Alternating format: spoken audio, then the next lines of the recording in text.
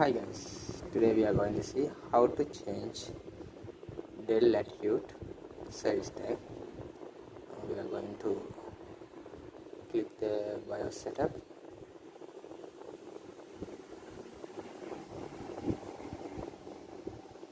Wait until the BIOS setup.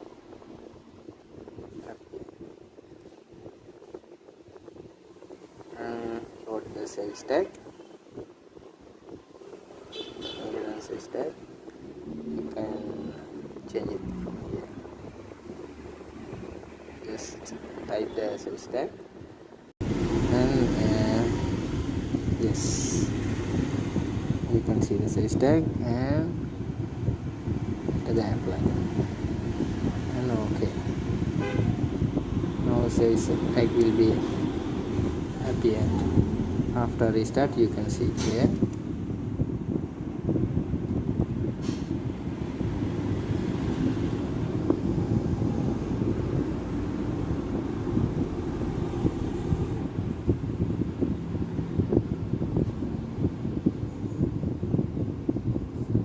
Now go to system information. You can see the system.